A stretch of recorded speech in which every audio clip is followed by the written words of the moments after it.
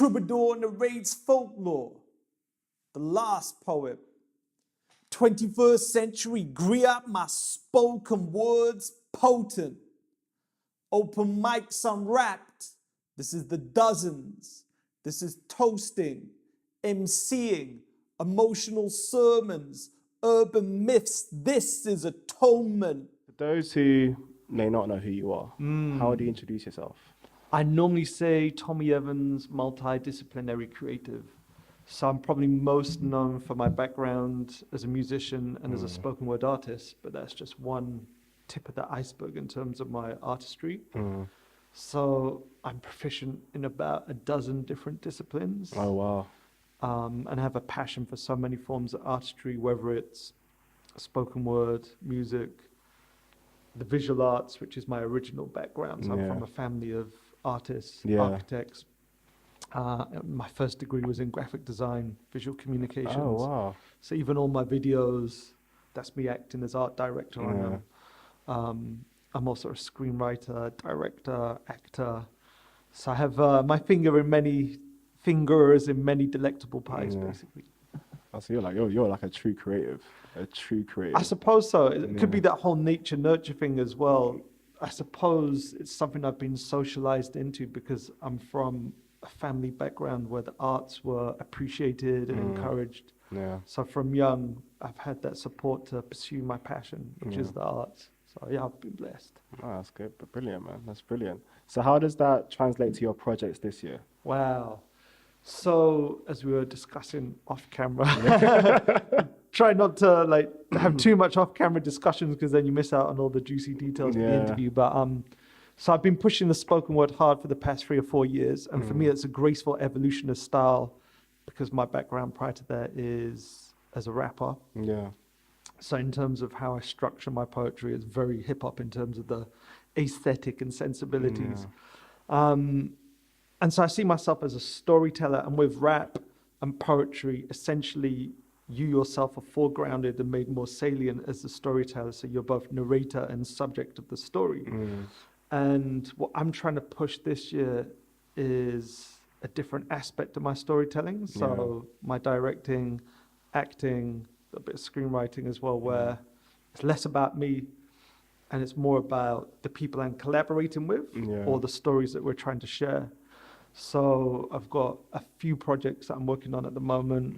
We've got a short film coming out this weekend, Lord willing, look out for it, called Dagger, which is a reworking of Shakespeare's Macbeth, which we've turned into a commentary on knife crime. And I've also been filming today for a friend of mine who, she's a Keep Fit instructor and an ambassador for Nike. And we're doing something that's quite innovative, shall we say, in terms of the narrative and the techniques we're using. But again, I'm solely behind the camera for that one. Actually, I make a cameo. There's a little cameo in it, but you wouldn't really know it's me unless you're watching closely because it's going to be like 2 or 3 seconds. But that's been fun, just taking a different position. So rather than being the sun at the center of the solar system, I'm now Jupiter. Further out, but with still a large gravitational pull. I hear that. So like, how have you managed to? Because I know, for example, 50 Cent is a director. Yeah, completely. But he's always in the show. What sort of inspired you to not be heavily in the screenplay? I think in part it's maturity without trying to come across too self-righteous and wise in knowing. But when you're a younger creative, maybe your motivations for sharing your artistry and your expression differ to when you're a more mature person. I'm still a young person, but I've been doing this for a while, started very young. And for me, I guess I'm very much a purist when it comes to the arts. So I'm very much art for art's sake. I'm also trying to put a very conscious, positive message out there as well without preaching at people or ramming it down their throats. And I guess with that maturity, you achieve a form of transcendence. And it's mad because I was reading similar descriptions by Mike Tyson, talking about when he was in the boxing ring, it was almost like an out-of-body experience. So he knew he was there, he was in control of himself, he was calm, he was focused on the task at hand. But also there was this detachment as well, where he could sort of analyze what he was doing and make adjustments. to his movements and punching, etc., and rhythm. So for me, with maturity as a more experienced performer and creative, I found that transcendence in terms of my own unique bubble and vision and space I'm in at the time. So I can be performing, but I can also have almost an emotional detachment. I'm not going to say it's a complete emotional detachment, but I'm almost stood back analyzing what I'm doing. But also in terms of my emotional needs. So because I've tasted the highs and less highs of fame in inverted commas at a microcosmic level, but still at a level where you get a certain form of recognition. I don't have that emotional neediness for it in the way that maybe I did as a younger artist, where you're seeking validation from others. Well, at that point, you're still building, so... Exactly. Yeah.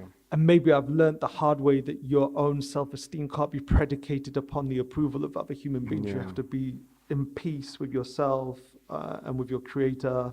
Obviously, a close circle of family, friends, to keep you steady and anchored, because human beings can be quite capricious, and you could be flavor of the month 1 minute and then out of favor the next. We've seen that with Craig David, for instance. The roller coaster ride that's been his career, where he was at highs in the early noughties. Then it was just disappeared at a figure of disdain.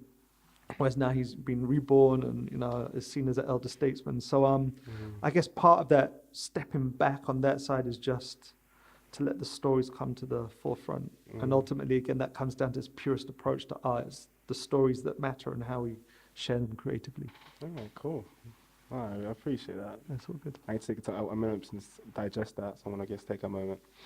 Okay, I'm good. So I hear that. I think that's quite a telling of your journey, because definitely. So like you were in hip hop from like mid-90s, I think. I started young. So, and obviously that culture is constantly evolving and changing and growing. One of the things that I picked up on my PhD, I'm a doctor now as well as of Monday, was that culture is not a noun, it's a verb. So it's something that's an iterative process. It's constantly meandering and wandering. So for me, spoken word is a graceful evolution of style. So I think it would be almost tragic for me in my stage of development as a creator to try and be competing with, I don't know, like Dave or AJ Tracy, who are guys I love. I love what the younger guys are doing, but I don't think it's necessarily for me to compete with them, rather just appreciate the creativity, the vision, the artistry, and express myself in my own unique way. And for me, spoken word is just a way of achieving longevity as someone who is deeply embedded and rooted in hip hop, but has grown and is maybe transcendent. So, when I was younger, everything was hip hop, hip hop, hip hop, hip hop. I mean, it was the in thing at the time. Exactly. And it's something I imbibed and internalized and then reproduced and whatnot. So everything had to project hip hop. But as you mature, you become more comfortable in yourself. And you don't feel that need to assert yourself in that way every single second of the day. So you can put on a suit and it's still hip hop in terms of your swagger, how you rock it and whatnot. So for me, spoken word is something that I want to be doing still when I'm a very old man, an OG, an older gentleman. And it's not embarrassing or cringe. I saw The Last Poets about a year and a half ago, and I guess they're in their 70s now, but they're utterly captivating performers and utterly relevant and spellbinding. But it's not embarrassing to watch these elder statesmen doing their thing, because they've adapted with the times and stayed true to themselves, and they're not trying to compete with what the newest fad is. So that's my take on it, really. It's a graceful evolution of style. It's about the thing, like adapt or perish. Do you know what I mean? You don't want to get to the point where you're fighting the tide. Completely. So that's what I'm sort of like receiving from that. Like you're definitely grown as a I hope so. And I'm very comfortable in that space and can appreciate where I'm at, but also enjoy where other people are at in their own individual journeys. How would you compare the three industries? So I call them the three main industries. You got the music industry. You've got the spoken word scene. That's I think it's grown a little bit in the last 10 years. And then you've got acting and directing, which is its own industry. How would you compare the three? There's a lot of overlap and a lot more overlap than one might necessarily first anticipate. And I'm going to throw something else in there, academia as well, because like I said, I have an you got a academic PhD. background. Yeah, congratulations on that as well. Thank you, man. But again, for me, that's part of the expressive process. So I love language and I love being inventive with words. So the discipline that's required to produce a PhD thesis is all editorial, which is the exact same skill that you're going to be using when you're penning lyrics or when you're songwriting. It's a case of what you take out rather than what you keep in. You're more a sculptor than a painter, to use that particular metaphor. So a painter will have 1,000 brush strokes to get to the finished article, whereas a sculptor starts with the block of marble and you're chipping away to get to the Michelangelo's David. So for me, there's a lot of overlap. They're all industries. And every industry was going to have its own form of office politics, whether that politics takes form in an office or backstage at the concert or at the after party or in the green room in the theater or backstage at the Oscars. There's always going to be politics, personalities, privilege, power, money, attraction, etc. So for me, part of my journey is, again, how do you negotiate those spaces and retain your integrity and ethics in terms of my own individual values and moral framework and whatnot. So there's a lot of overlap. A lot of it just comes down to scale and saliency. So spoken word is probably more underground than acting or the music industry, but it's definitely a growth industry. I was reading the other day that for the first time, I think it was 2017, sales of poetry books exceeded like 10 million in the UK. Oh, wow. So it's definitely growing. And obviously, I mean, there's so many spoken word nights in London. And one of the beautiful things about spoken word is often it's a very inclusive space. It's very accommodating, less judgmental. So for me, coming up from a rap background where it's very gladiatorial, very confrontational, very hyper-masculine, that gender balance is a nice form of equilibrium for starters. And there's definitely, outwardly at least, it's a more woke space, although that can be turned into its own brand and its own self-righteous brand at that, or a brand that can be marketed and monetized. Not that it's necessarily inherently wrong, but just something to reflect on. But I enjoyed that aspect of it in that it's a welcoming space, and it allows people to express themselves in spaces where audiences probably are going to be less judgmental and may also see themselves in the artist. So some might get on stage, and we're talking about one of your guests who's had burns and whatnot. So you might share a story about, I've experienced this and this has been my journey. This is how, I've stayed strong or patient or brave. You have that within yourselves as well. So I think that's one of the beauties of the spoken word scene. But essentially it all comes down to storytelling. So I was watching an interview with Hans Zimmer, the individual who scores movies and stuff. He did Blade Runner 2049 most recently. And he was saying that for him, it's storytelling. It's audio storytelling. And so for me, spoken word is storytelling, making a record is storytelling, filmmaking is storytelling. It's just visual, sonic, verbal. They're just different disciplines, but doing the same thing, sharing stories. So there's a lot of overlap, I feel. No, I hear that. So with your 15. Okay, cool. So with your directing in general, how have you managed location shooting? Location is something that in the past I've tended to try to minimize as much as possible, because there's always going to be so many more variables at work when you're filming on location. So the easy option is to do what we're doing now, which is to film in the studio. We can control the environment. We can manage the lighting, the sound, the ambience, the vibe and whatnot. But there's something exciting filming on location. So another one of the challenges with that is actually finding locations, especially if you're working at particular budgets or with a certain amount of resources. I was going to say manpower, but human power. So a lot of it comes down to being savvy, using your initiative, making the most of the connections that you have. So the project I've been working on at the moment, we've been shooting a lot of footage on location in different spots around London. But again, we've been fortunate in that we found places at good prices, or someone knows someone and whatnot. As for the chicken video.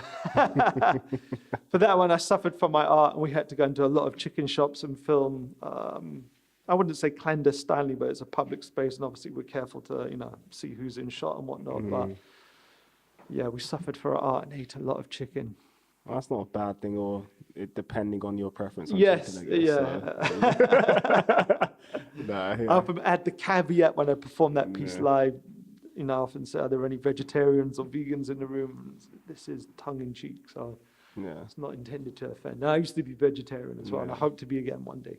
Okay, cool. I hear that. So, what would you want people to take away from this? If there's one thing you want to achieve this year, or one thing you want people to take away from this interview, what would you want it to be? Yeah, sure. My heuristic or maxim for 2018 is scale, momentum, impact.